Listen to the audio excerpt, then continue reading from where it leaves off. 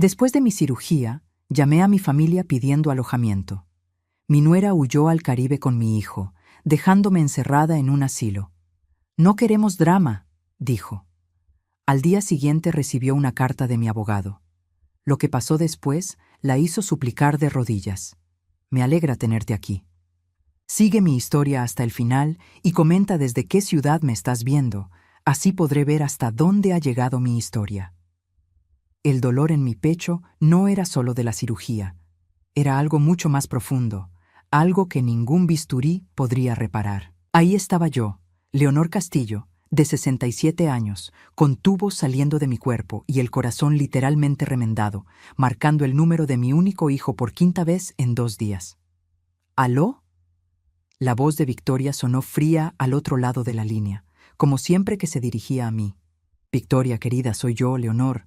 ¿Está Jorge ahí? Necesito hablar con él sobre...». Mi voz se quebró ligeramente. Odié sonar tan vulnerable. «Jorge está ocupado».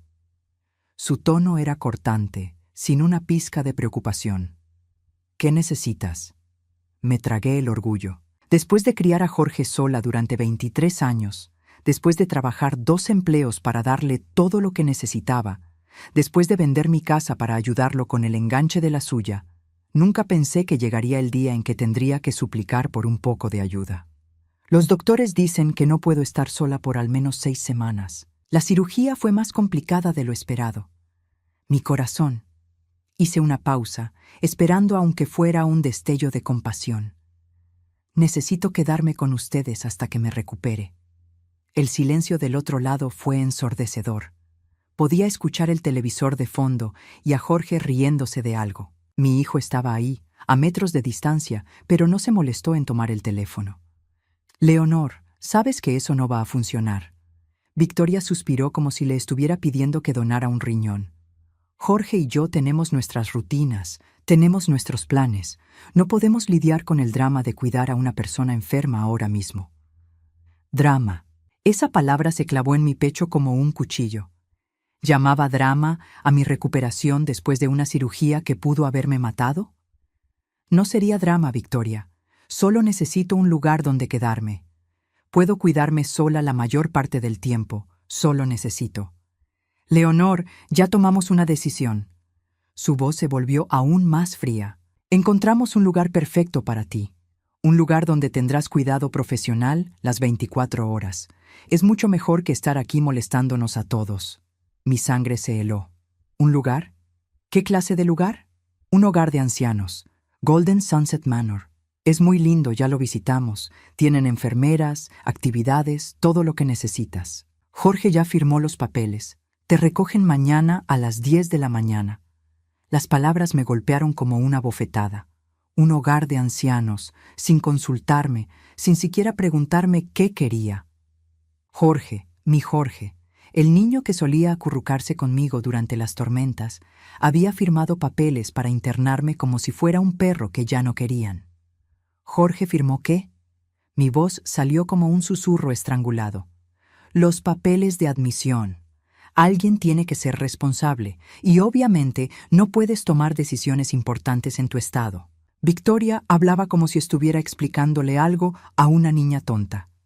«Es por tu propio bien, Leonor. Allí estarás segura. Quiero hablar con Jorge, ahora. Te dije que está ocupado.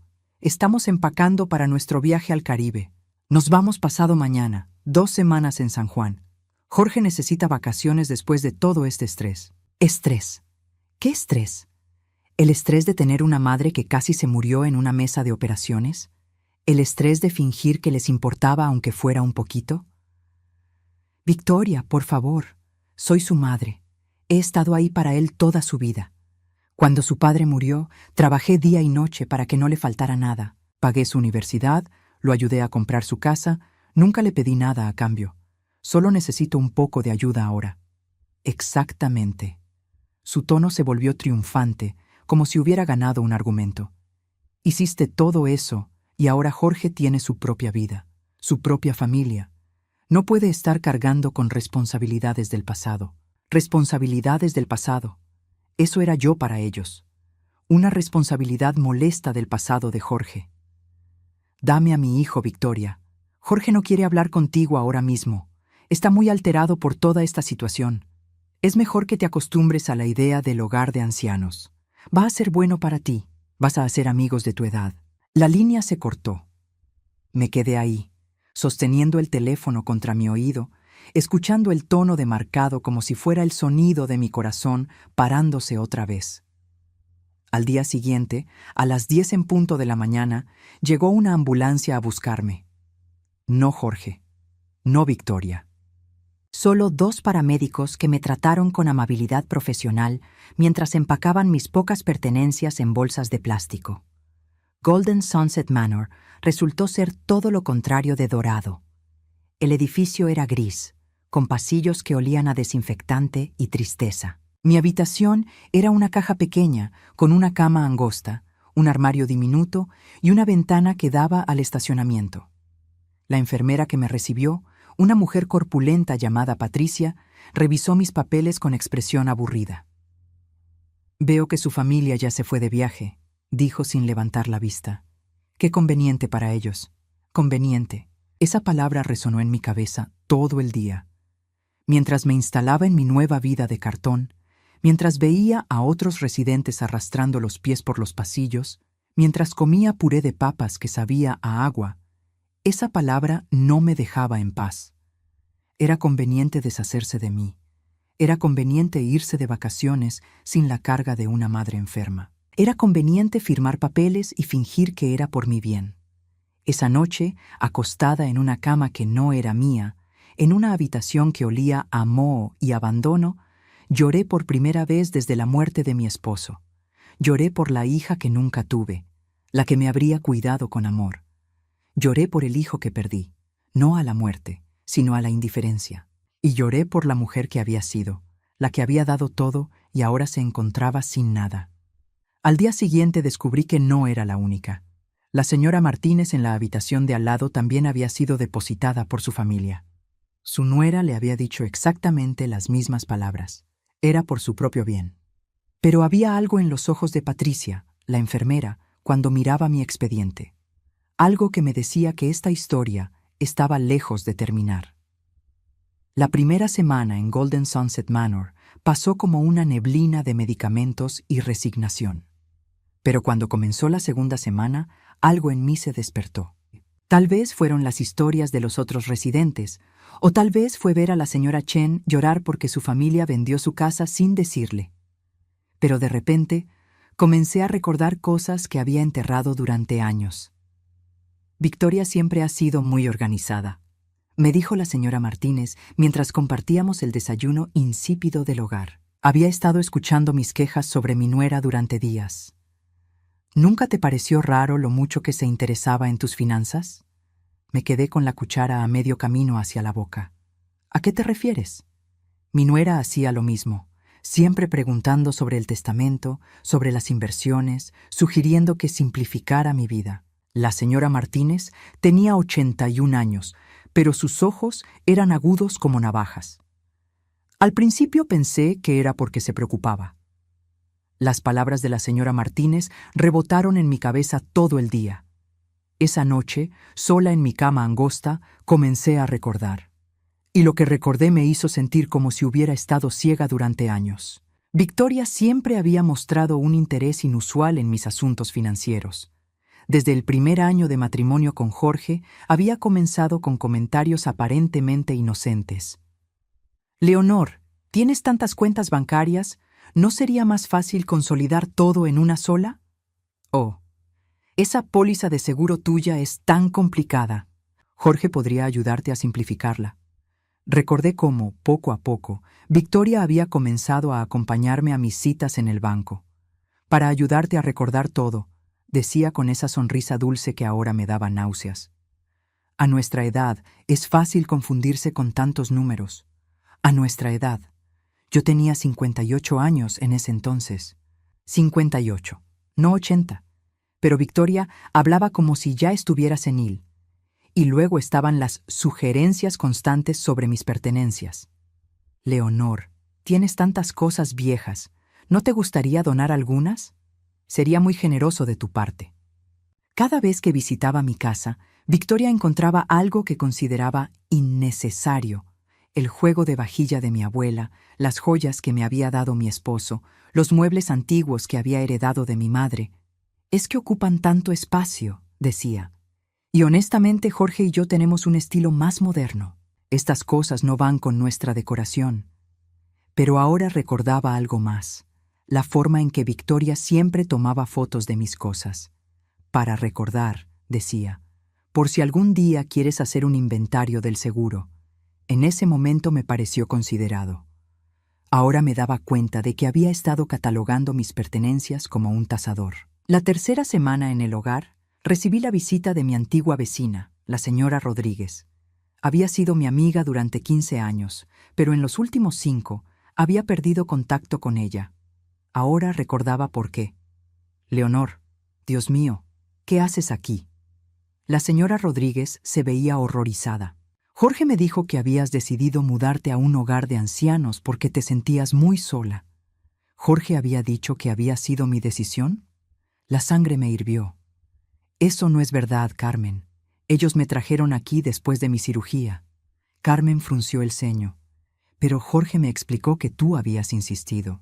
Dijo que Victoria había tratado de convencerte de que te quedaras con ellos, pero que tú querías independencia».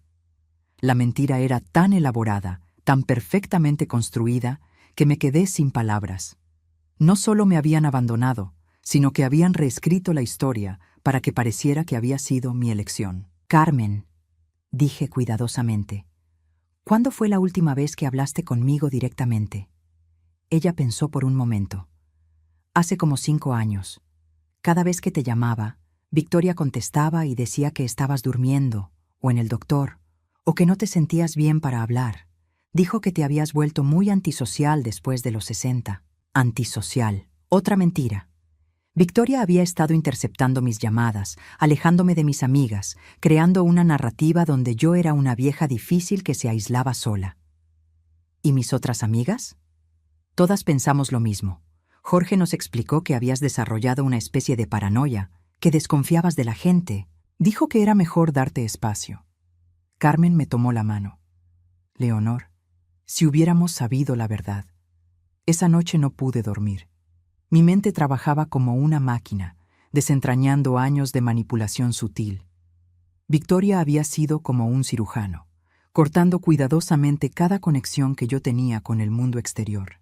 Mis amigas, mis vecinos, incluso algunos familiares lejanos, todos habían recibido explicaciones de por qué yo no podía hablar con ellos, por qué me había vuelto difícil, por qué era mejor mantener distancia. Y Jorge, mi hijo, había sido el instrumento perfecto para esta manipulación. Cada vez que yo mencionaba que extrañaba a mis amigas, él decía: «Mamá, Victoria dice que es mejor que te concentres en la familia. Los extraños solo traen problemas».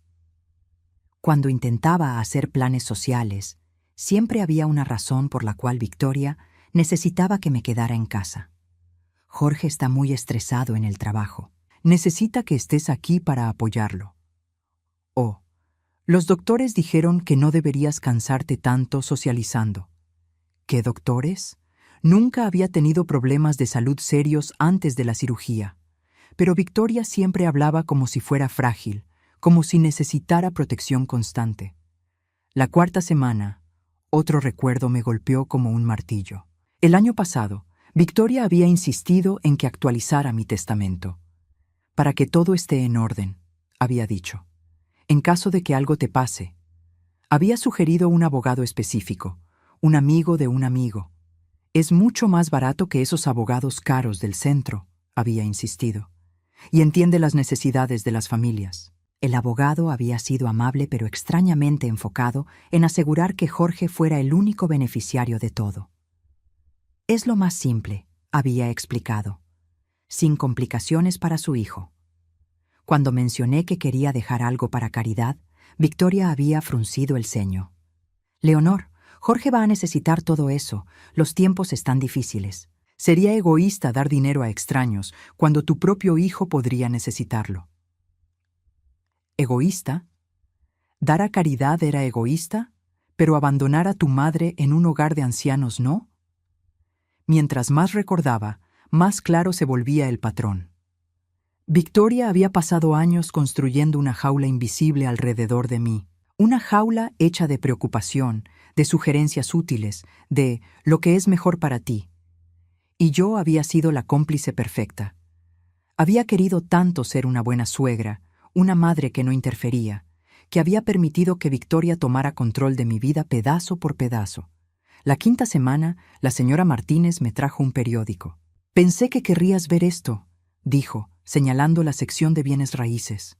Ahí estaba mi casa, la casa donde había criado a Jorge, donde había llorado por mi esposo, donde había construido todos mis recuerdos importantes.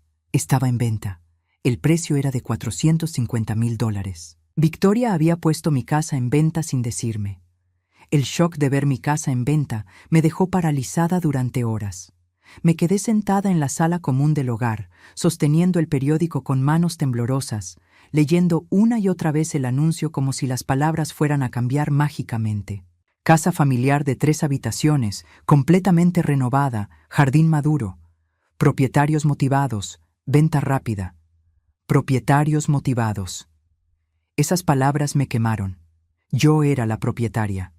Había pagado esa casa durante 30 años, cada mes sin falta, incluso cuando tenía que elegir entre la hipoteca y comprar comida decente. La señora Martínez se sentó a mi lado. «¿Quieres que llame a mi sobrino? Es abogado. Podría venir a hablar contigo». Asentí, incapaz de hablar. 2 días después, un hombre joven y serio llamado Roberto Martínez llegó al hogar. Se sentó frente a mí en la pequeña sala de visitas, con un maletín de cuero y una expresión que me hizo temer lo peor. «Señora Castillo, mi tía me contó su situación. Antes de que hablemos de la casa, necesito revisar algunos documentos legales con usted». Abrió su maletín y sacó una carpeta gruesa. ¿Alguna vez firmó un poder legal a favor de su hijo o su nuera? ¿Poder legal? Me quedé confundida. No estoy segura. Victoria me hizo firmar tantos papeles a lo largo de los años. Siempre decía que era para simplificar las cosas o para estar preparados en caso de emergencia. Roberto frunció el ceño. ¿Recuerda haber firmado algo en el hospital antes o después de su cirugía? De repente la memoria me golpeó como un rayo. Victoria había aparecido en mi habitación del hospital la noche antes de la cirugía con un montón de papeles. Solo cosas rutinarias, había dicho. Formularios del seguro, autorizaciones médicas. No te preocupes por leer todo, Leonor. Estás muy débil. Había estado tan nerviosa por la cirugía, tan asustada de morir, que había firmado todo sin leer. Victoria había insistido en que Jorge estuviera presente como testigo, lo cual me había tranquilizado en ese momento. «Creo que sí», susurré. «La noche antes de mi cirugía». Pero Victoria dijo que eran solo papeles del hospital. Roberto asintió gravemente. «Necesito investigar esto oficialmente. Mientras tanto, quiero que me dé toda la información que pueda sobre sus cuentas bancarias, propiedades, inversiones. Todo». Durante la siguiente hora, le di a Roberto todos los detalles que pude recordar. Mi cuenta de ahorros en el Banco Nacional, que tenía aproximadamente $85,000. Mi cuenta de cheques con unos $12,000. La casa, que estaba completamente pagada. Una pequeña cuenta de inversiones con unos $30,000. Mi póliza de seguro de vida por $200,000. ¿Y tiene algún familiar además de su hijo? Una hermana en México, pero no hemos hablado en años. Mis padres murieron hace tiempo. Jorge es todo lo que tengo. La amargura en mi voz era imposible de esconder. Roberto tomó notas cuidadosamente. «Señora Castillo, voy a ser directo con usted. Si lo que sospecho es cierto, su nuera ha cometido varios delitos graves: falsificación, abuso de adulto mayor, posiblemente fraude. Pero necesito evidencia sólida». 3 días después, Roberto regresó. Su expresión era aún más seria que antes. Se sentó pesadamente y abrió su carpeta. «Señora Castillo, las noticias no son buenas». Su voz era suave pero firme. «Su nuera efectivamente falsificó su firma en múltiples documentos. Tengo aquí copias del poder legal que supuestamente firmó usted y también de los papeles de transferencia de propiedad de su casa». Mi estómago se hundió. ¿Transferencia de propiedad? Su casa ya no está legalmente a su nombre. Fue transferida a Jorge Castillo hace 3 semanas, mientras usted estaba aquí en el hogar. Roberto me mostró los documentos. La firma es una imitación bastante buena de la suya, pero no es auténtica. Las palabras se difuminaron frente a mis ojos. Mi casa, mi refugio, el lugar donde había construido mi vida, ya no era mía. Hay más, continuó Roberto. Sus cuentas bancarias también han sido accedidas. La cuenta de ahorros de $85,000 fue vaciada hace 2 semanas. El dinero fue transferido a una cuenta conjunta de Jorge y Victoria. Sentí como si me hubieran dado un puñetazo en el estómago. ¿Todo? Todo. También liquidaron su cuenta de inversiones. Los $30,000 fueron transferidos a la misma cuenta conjunta. Roberto me mostró más papeles. Y hay algo más inquietante. Su póliza de seguro de vida fue modificada. Jorge ahora es el único beneficiario, y también se agregó una cláusula que permite cobrar el seguro en caso de que usted sea declarada mentalmente incapacitada. ¿Mentalmente incapacitada? Mi voz salió como un chillido. Es una táctica común en casos de abuso financiero de adultos mayores. Primero aíslan a la víctima, luego toman control de sus finanzas y finalmente buscan formas de hacer que la situación sea permanente. Me quedé en silencio, procesando la magnitud de la traición. No solo me habían robado mi dinero y mi casa, habían creado un plan para asegurar que nunca pudiera recuperar nada. «Roberto», dije finalmente, «¿cuánto tiempo llevan planeando esto?» Él revisó sus notas. Basándome en los documentos que he podido obtener, diría que al menos 2 años, tal vez más. 2 años, mientras yo pensaba que Victoria finalmente me había aceptado como parte de la familia, ella había estado planeando robarme todo lo que tenía. ¿Hay algo que pueda hacer? Roberto se inclinó hacia adelante. Sí, pero va a ser complicado. Necesitamos probar que usted nunca firmó estos documentos voluntariamente. También necesitamos demostrar que Victoria la manipuló y la aisló deliberadamente. ¿Cómo? ¿Hay alguien que pueda testificar sobre cambios en el comportamiento de Victoria hacia usted? ¿Alguien que haya notado que ella la alejaba de otros? Pensé inmediatamente en Carmen Rodríguez, mi antigua vecina, en mis otras amigas que habían perdido contacto conmigo, en los empleados del banco que me conocían desde hacía años. Creo que sí. Bien. También necesito que recuerde todo lo que pueda sobre las circunstancias en las que firmó documentos. Cada detalle cuenta. Esa noche, sola en mi habitación, comencé a hacer una lista mental de todas las veces que Victoria me había hecho firmar papeles. Había sido muy inteligente al respecto. Nunca me había presionado abiertamente. Siempre había usado frases como «solo para estar seguros» o «es lo que haría cualquier familia responsable». Y Jorge. Mi hijo había estado presente en muchas de esas ocasiones, actuando como testigo. En ese momento, su presencia me había dado confianza. Ahora me daba cuenta de que había sido parte del plan desde el principio. Al día siguiente, Roberto trajo más noticias devastadoras. Hablé con el administrador del hogar. Los pagos por su estadía aquí se están haciendo desde su antigua cuenta de ahorros. Técnicamente, usted está pagando por su propia prisión con dinero que le robaron. La ironía era tan cruel que casi me reí. Victoria no solo me había robado, sino que estaba usando mi propio dinero para mantenerme encerrada. Hay una cosa más que necesita saber, dijo Roberto cuidadosamente. Hice algunas investigaciones sobre el historial crediticio de su hijo y su nuera. Tienen deudas significativas. Tarjetas de crédito, préstamos para el auto, una segunda hipoteca en su casa actual. Están en problemas financieros serios. De repente todo tuvo sentido. No me habían robado por codicia pura, me habían robado por desesperación. Victoria había visto en mí la solución a sus problemas financieros y había pasado años ejecutando un plan para tomar todo lo que yo tenía. ¿Cuáles son mis opciones?, pregunté. Roberto cerró su carpeta. Podemos presentar cargos criminales por falsificación, abuso de adulto mayor y fraude. También podemos demandar civilmente para recuperar sus propiedades y dinero. ¿Y si no hacemos nada? Entonces Victoria y Jorge se quedan con todo, Y usted permanece aquí hasta que su dinero robado se agote. Después de eso, se encogió de hombros. El Estado tendría que hacerse cargo de sus cuidados. La decisión fue fácil. Durante toda mi vida había evitado los conflictos. Había sido la esposa obediente, la madre complaciente, la suegra que nunca causaba problemas. Pero esos días habían terminado. Hagámoslo, dije. Quiero recuperar todo lo que me robaron. Pero Roberto sonrió de una manera que me hizo pensar que había algo más. Señora Castillo, antes de proceder, hay algo que debo preguntarle. ¿Está usted completamente segura de que me ha contado todo sobre sus finanzas?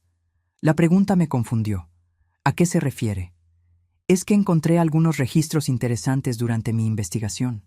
Indica que usted podría tener otros activos que Victoria desconoce.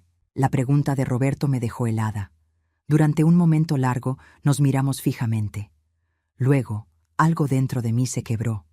No de tristeza esta vez, sino de algo más poderoso. Una sonrisa lenta se extendió por mi rostro, la primera sonrisa real que había tenido en semanas. Hay cosas que Victoria nunca supo, dije calmadamente. Cosas que deliberadamente mantuve en secreto porque, en el fondo, nunca confié completamente en ella. Roberto se inclinó hacia adelante, claramente intrigado. Mi hermana Elena murió hace 3 años en Guadalajara. No había visto a Elena en 15 años debido a una pelea familiar tonta, pero manteníamos contacto por cartas. Me detuve, recordando. Elena nunca se casó, nunca tuvo hijos. Cuando murió, me dejó todo. ¿Qué tipo de activos? Una casa en Guadalajara que vale aproximadamente $200,000. Una cuenta bancaria en México con unos $50,000. Y algo que Elena había estado coleccionando durante años. Joyas antiguas y arte mexicano. Roberto escribía furiosamente. ¿Victoria sabe algo de esto? Nada. Cuando llegaron los papeles del abogado mexicano, me aseguré de recibirlos en la oficina de correos, no en mi casa. Jorge sabía que Elena había muerto, pero nunca le mencioné la herencia. Me reí amargamente. Victoria siempre decía que mi familia mexicana eran parientes pobres. Nunca se molestó en preguntar sobre Elena. ¿Y hay más? Asentí. Mucho más. Tengo una cuenta de ahorros que abrí hace 20 años en un banco diferente, el First Community Bank. Victoria nunca supo de esa cuenta porque la abrí antes de que Jorge se casara. Ahí tengo unos $120,000. Roberto dejó de escribir y me miró fijamente. ¿120,000? Cada mes, durante 20 años, deposité una parte de mi pensión de viuda en esa cuenta. Era mi dinero por si acaso. Mi esposo siempre me decía que una mujer necesita tener dinero propio, dinero que nadie más conoce. Las palabras de mi difunto esposo resonaron en mi memoria. Él tenía razón. ¿Hay documentos de todo esto? En una caja de seguridad en el First Community Bank. También tengo ahí las joyas que me dejó mi madre, incluyendo un anillo de diamantes que vale al menos $15,000. Roberto se quedó en silencio por un momento, calculando. Señora Castillo, estamos hablando de activos por aproximadamente $400,000 que Victoria y Jorge desconocen completamente. Tal vez más. No he tasado las joyas de Elena recientemente, pero algunas piezas son muy valiosas. Elena tenía buen ojo para las antigüedades. ¿Por qué nunca le dijo nada a Jorge sobre esto? La pregunta me hizo reflexionar. Al principio, era solo precaución. Quería asegurarme de que Jorge me amara por quien era, no por lo que tenía. Después de que se casó con Victoria, comencé a notar pequeñas cosas.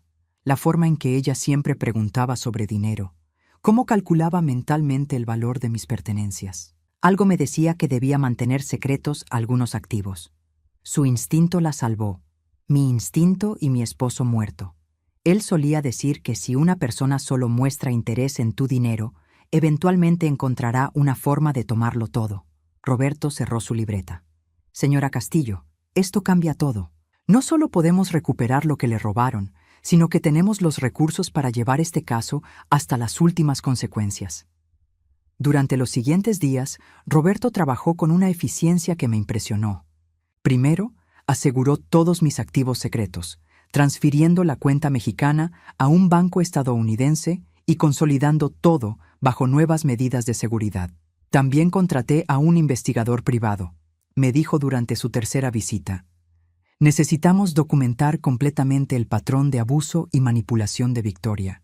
El investigador, un hombre callado llamado David Morrison, comenzó a entrevistar a personas que habían conocido a Victoria y Jorge durante los últimos años. Las historias que descubrió eran reveladores. Carmen Rodríguez confirmó que Victoria había interceptado sistemáticamente mis llamadas telefónicas. Cada vez que llamaba, Victoria me decía que Leonor estaba teniendo un mal día o que se había vuelto muy paranoica con los extraños.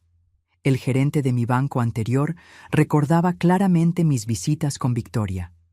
La señora Castillo siempre había manejado sus asuntos financieros independientemente durante años. Luego, de repente, su nuera comenzó a venir con ella a todas las citas. Decía que la señora Castillo estaba confundiéndose con los números. Pero la evidencia más damning vino de una fuente inesperada. La empleada doméstica que había trabajado para Jorge y Victoria durante 2 años había mantenido un registro detallado de conversaciones que había escuchado accidentalmente.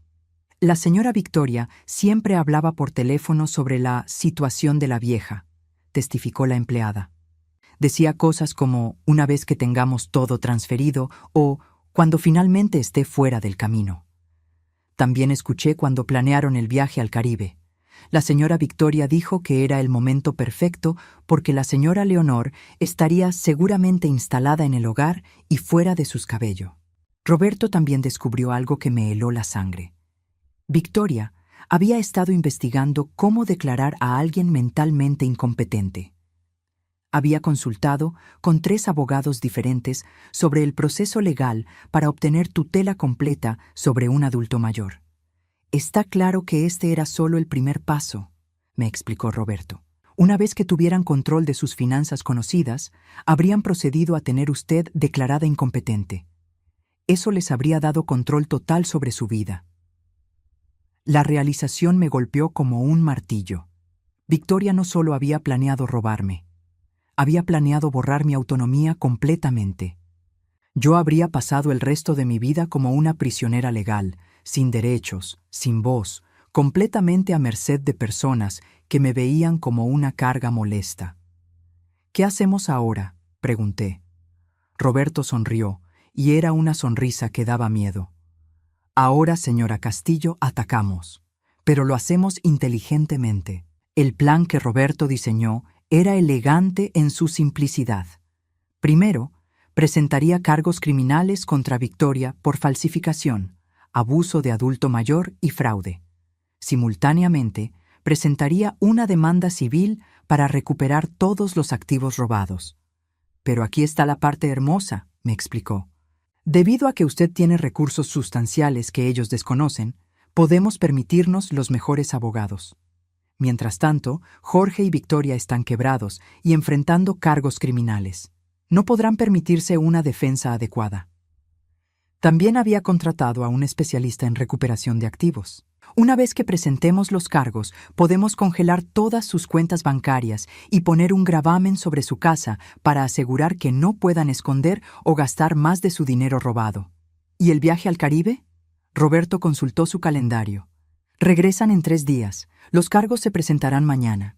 Cuando aterricen en el aeropuerto, van a recibir una sorpresa muy desagradable.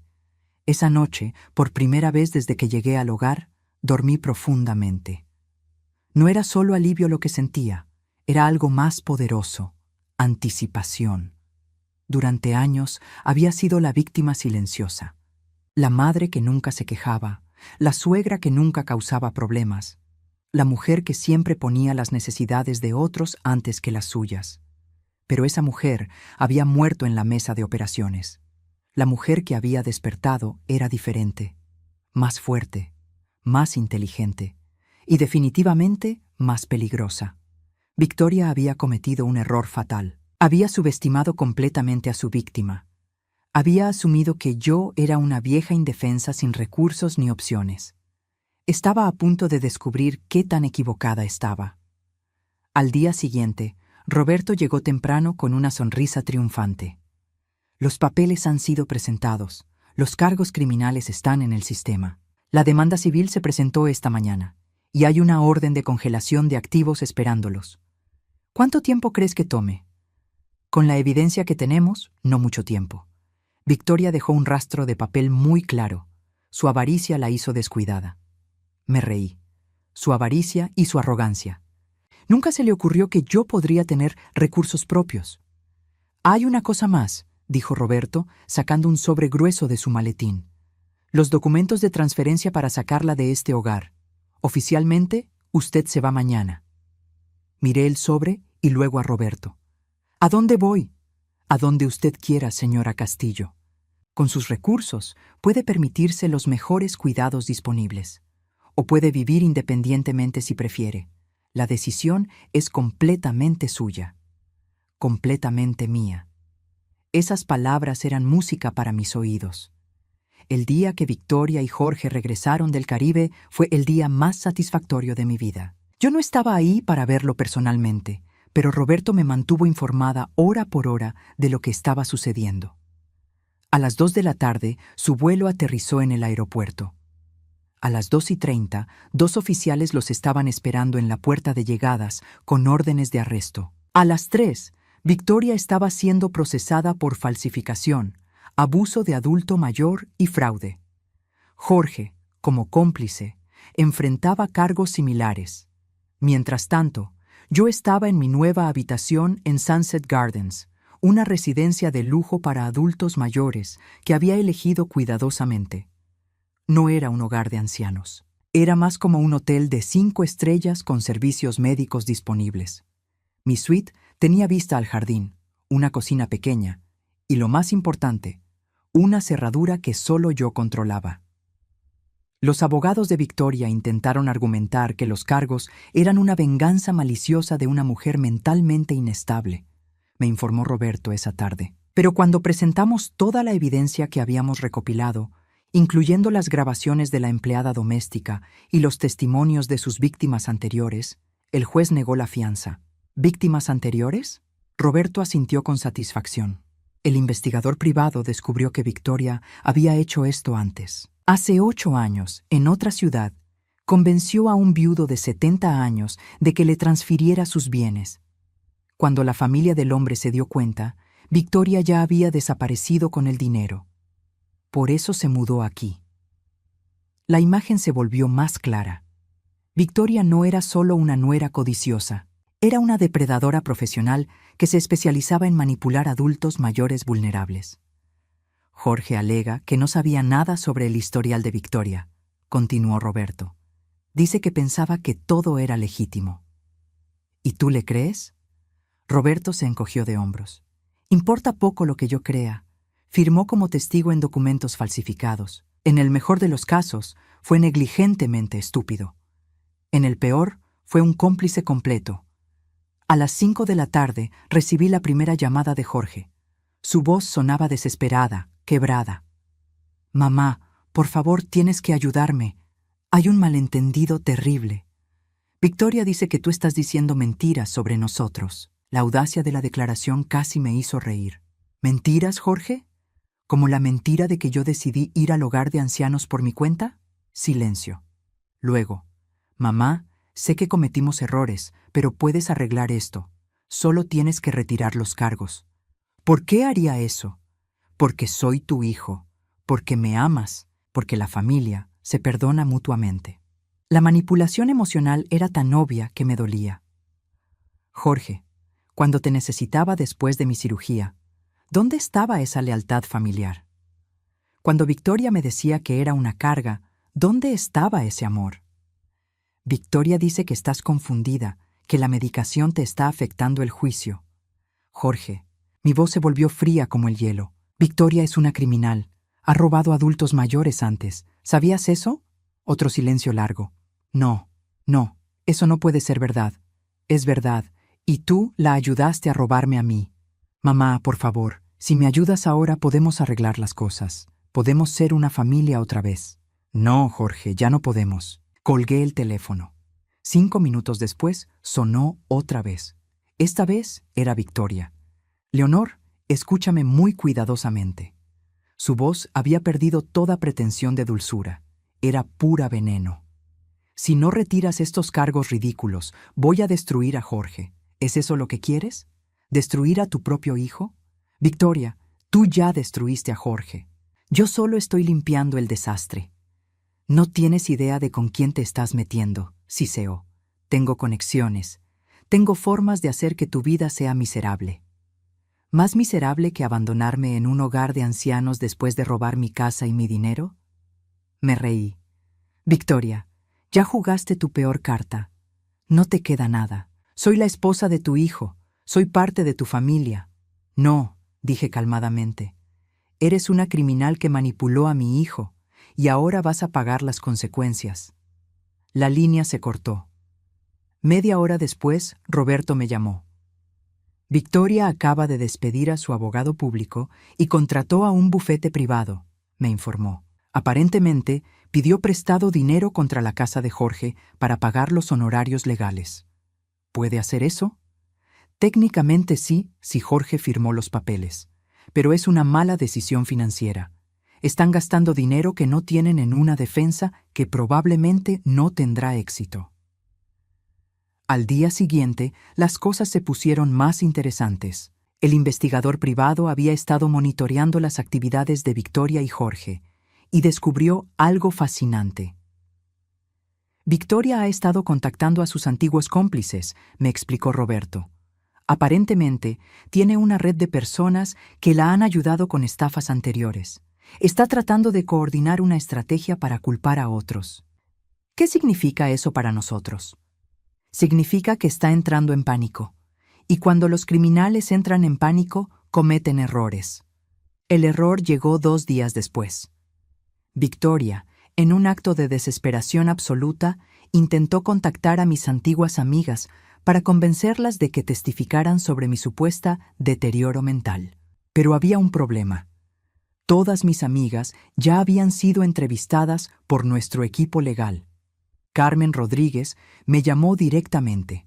Leonor, no vas a creer lo que acaba de pasar. Victoria me llamó y me pidió que mintiera en la corte. Quería que dijera que tú habías mostrado signos de demencia durante años. ¿Y qué le dijiste? Le dije que se fuera al infierno. Luego llamé inmediatamente a tu abogado para reportar el intento de manipulación de testigos. Victoria había cometido otro delito, obstrucción a la justicia. A medida que pasaban los días, la situación se deterioraba rápidamente para Victoria y Jorge. Sus cuentas bancarias estaban congeladas, no podían acceder al dinero que me habían robado, y las facturas se acumulaban. Jorge me llamó otra vez, esta vez llorando. «Mamá, van a ejecutar la hipoteca de nuestra casa. No podemos pagar los abogados. Victoria dice que es tu culpa, que nos estás destruyendo deliberadamente». «Jorge», dije pacientemente, «Victoria te robó a tu propia madre. Si tu vida se está destruyendo, es porque elegiste a la persona equivocada en quien confiar. Pero ella dice que te ama, que todo lo que hizo fue para protegerte. Jorge, Victoria no me ama. Victoria ni siquiera te ama a ti. Victoria ama el dinero y vio en nosotros una oportunidad de conseguir más. No puedo creer eso. Entonces eres más tonto de lo que pensé». Las palabras salieron más duras de lo que pretendía, pero eran verdad. Jorge había elegido creer las mentiras de Victoria sobre la evidencia de sus propios ojos. Una semana después, Roberto me trajo noticias que me llenaron de satisfacción. Victoria aceptó un acuerdo con la fiscalía, me informó. Se declarará culpable de los cargos de fraude a cambio de una sentencia reducida. 3 años de prisión, 5 años de libertad condicional y restitución completa. ¿Y Jorge? Su caso es más complicado. Su nuevo abogado está argumentando que fue manipulado por Victoria, que no entendía completamente lo que estaba firmando. ¿Tú qué piensas? Roberto se encogió de hombros. Creo que Jorge es un hombre débil que tomó decisiones terribles, pero también creo que Victoria es la verdadera criminal aquí. ¿Cuánto tiempo le darían? Probablemente libertad condicional y servicio comunitario, si acepta testificar contra Victoria y paga la restitución completa. Esa noche, sola en mi hermosa suite nueva, reflexioné sobre todo lo que había pasado. 6 semanas antes, era una mujer quebrada, abandonada en un hogar de ancianos por las únicas personas en las que confiaba. Ahora, Victoria estaba camino a la prisión. Jorge estaba enfrentando las consecuencias de sus acciones, y yo tenía control completo de mi vida otra vez. Pero lo más importante era cómo me sentía. No sentía tristeza por Jorge, no sentía culpa por Victoria. Sentía algo que no había experimentado en años: paz. La mujer que había permitido que otros controlaran su vida había muerto en esa mesa de operaciones. La mujer que había emergido era alguien que sabía su valor y no permitiría que nadie se lo quitara otra vez. 6 meses después del arresto de Victoria, mi vida había cambiado completamente. Estaba sentada en la terraza de mi nuevo hogar, una casa modesta pero elegante que había comprado en un barrio tranquilo, tomando café y leyendo el periódico matutino. Era una mañana perfecta de primavera, y por primera vez en años me sentía completamente en paz. La casa no era tan grande como la que Victoria me había robado, pero era mía. Cada mueble, cada cuadro, cada planta había sido elegida por mí. No había nadie dictándome cómo debía vivir, qué debía comprar o con quién debía hablar. Roberto había hecho un trabajo excepcional. Habíamos recuperado todo, mi casa original, que fue vendida para pagar la restitución. Todo el dinero de mis cuentas bancarias, más intereses y daños. Victoria había sido sentenciada a 4 años en prisión estatal después de que se descubrieron 2 víctimas adicionales de estafas anteriores. Jorge había evitado la prisión, pero apenas. Había aceptado un acuerdo de culpabilidad que incluía 2 años de libertad condicional, 400 horas de servicio comunitario y la obligación de pagar su parte de la restitución. También había perdido su casa en el proceso de divorcio y había tenido que declararse en bancarrota. No había hablado con él en 3 meses. El timbre de la puerta interrumpió mis pensamientos. A través de la ventana vi a un hombre que no reconocí de inmediato. Era delgado, con barba descuidada y ropa arrugada. Cuando abrí la puerta, me di cuenta de que era Jorge. Se veía terrible. Había perdido peso, tenía ojeras profundas, y su ropa se veía como si hubiera dormido en ella. Durante un momento, ninguno de los dos habló. «Hola, mamá», dijo finalmente, su voz apenas un susurro. «Jorge». Mi tono era neutral. Después de meses de terapia con una excelente psicóloga que me había ayudado a procesar todo lo que había pasado, había aprendido a no sentir culpa automáticamente por el dolor de otras personas. ¿Puedo pasar? Lo consideré por un momento. ¿Para qué? Para hablar, para disculparme, para tratar de, no sé, para tratar de arreglar las cosas entre nosotros. ¿Arreglar las cosas? Repetí sus palabras cuidadosamente. Jorge, tu esposa me robó todo lo que tenía y me abandonó en un hogar de ancianos. Tú la ayudaste. ¿Qué exactamente crees que se puede arreglar? Sus ojos se llenaron de lágrimas. Mamá, yo no sabía. Te juro que no sabía sobre las otras víctimas, sobre su pasado. Pensé que realmente estaba tratando de ayudarte. ¿Ayudarme robándome mi casa? Ella me dijo que estabas enferma, que te estabas volviendo paranoica, que era peligroso dejarte manejar tus propias finanzas. Las palabras salían atropelladamente. Dijo que el hogar de ancianos era temporal, solo hasta que te sintieras mejor. Lo miré durante un largo momento. Había algo patético en verlo ahí parado, buscando desesperadamente mi perdón. Pero también había algo liberador en darme cuenta de que ya no me importaba tanto como antes. Jorge, incluso si creías eso, ¿por qué nunca me preguntaste directamente? ¿Por qué nunca cuestionaste por qué de repente no podía hablar con mis amigas? ¿Por qué nunca te pareció raro que Victoria siempre tuviera una explicación para todo? Él bajó la cabeza. ¿Por qué? Porque era más fácil creerle a ella, porque no quería lidiar con problemas complicados, porque era egoísta. Al menos era honesto. Sí, eras egoísta. ¿Hay alguna forma de que puedas perdonarme?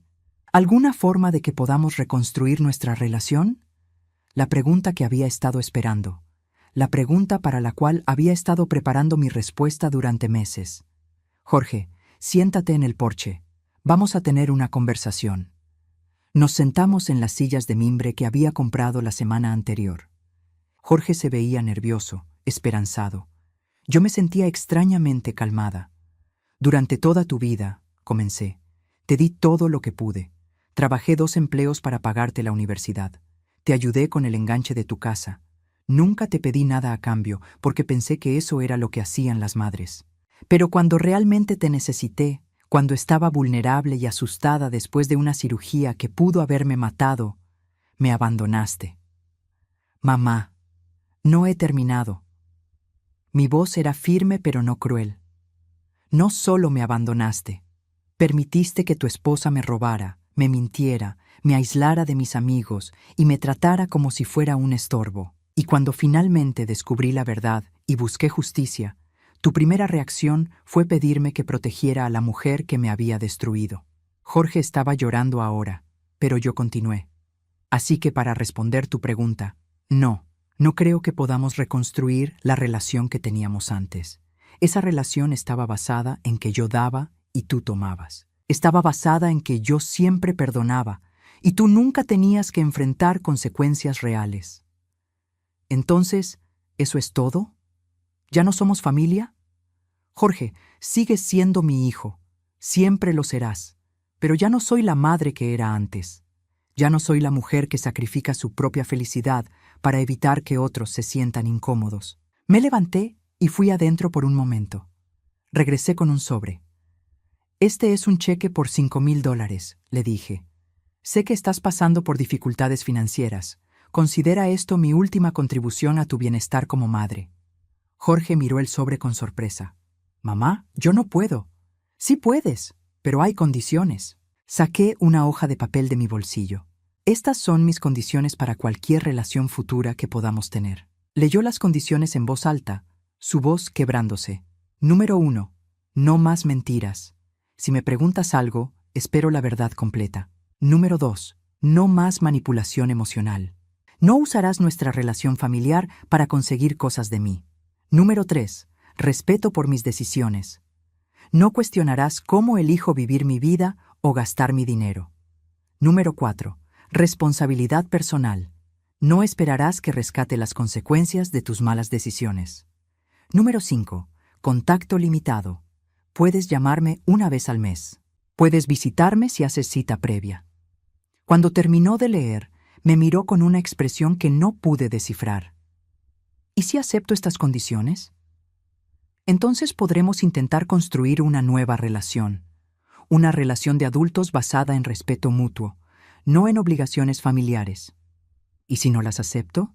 Entonces, esta es la última vez que nos vemos. Jorge se quedó callado durante varios minutos, mirando el papel. Finalmente, lo dobló cuidadosamente y se lo guardó en el bolsillo. Acepto, dijo. No me gusta, pero acepto. No se trata de que te guste, Jorge, se trata de que entiendas que las relaciones requieren trabajo de ambas partes. Se levantó para irse. Luego se detuvo. Mamá, ¿alguna vez vas a perdonarme realmente?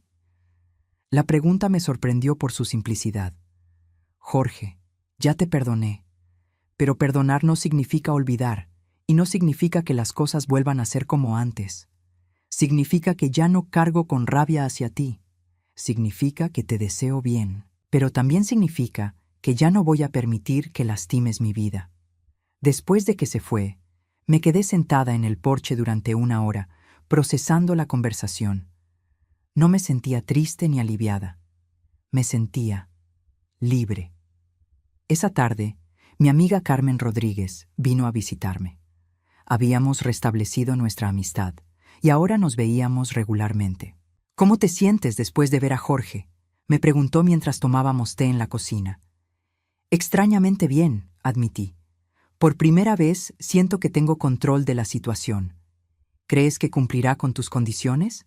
Honestamente, no lo sé. Y esa es la parte hermosa, ya no me importa tanto.